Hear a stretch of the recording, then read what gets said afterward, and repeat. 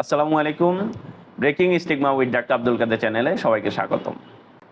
Anxiety বা দুশ্চিন্তা হয় না এমন মানুষকে খুঁজে পাওয়া যাবে? আসলে তো পাওয়া যাবে না। কিন্তু এই যখন অ্যাংজাইটি বা দুশ্চিন্তা আপনার স্বাভাবিক কাজকর্মে ব্যাঘাত সৃষ্টি করবে, তখনই আমরা এটাকে গুরুত্ব দিব অথবা এই জিনিসটাকে নিয়ে চিকিৎসকের পরামর্শ নিব।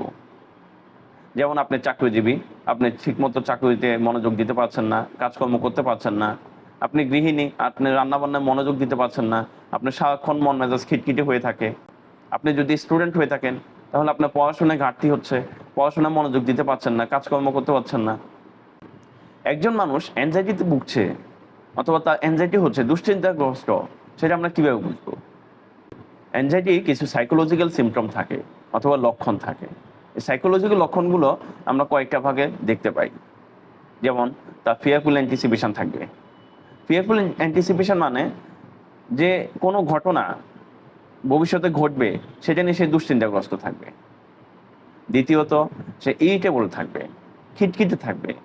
সে যে কোনো সময়ে মন মেজাজ খিটখিটে করে রাখবে, ভাল লাগবে না তার। তৃতীয়ত, পুয়ার কনসেন্ট্রেশন থাকবে তার, মনোযোগের ঘাটতি থাকবে। একজন স্টুডেন্ট তার পড়াশোনায় মনোযোগ দিতে পারবে না।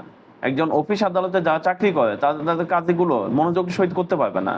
একটা নির্দিষ্ট সময় পর্যন্ত মনোযোগ ধরে রাখতে পারবে না। ইভেন যারা নামাজ পড়ে, যারা দোয়া দূর পড়ে, নামাজের মধ্যে তার মনোযোগটা ছুটে যাবে বারবার।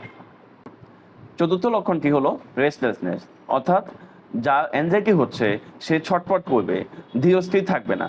তার সবসময় অস্থিরতা কাজ করবে, এদিক সেদিক ঘোরাঘুরি করবে। সে একটা জায়গায় ধীরস্থিরভাবে দাঁড়াতেও পারবে না, বসতেও পারবে না, এরকম একটা অবস্থাতে চলে যাবে। পঞ্চম লক্ষণটি হচ্ছে সেন্সিটিভিটি টু নয়েজ, অর্থাৎ সামান্য শব্দ তার সহ্য হবে না। সেটা হতে পারে ছোট বাচ্চার কান্না, হতে পারে রাস্তাঘাটে গাড়ির শব্দ, হতে পারে আশেপাশে মানুষের স্বাভাবিক কথোপকথন ইত্যাদি। সর্বশেষ যে ধাপটি সেটা হচ্ছে ওরিংথয়, অর্থাৎ তার সবসময় দুশ্চিন্তা থাকবে।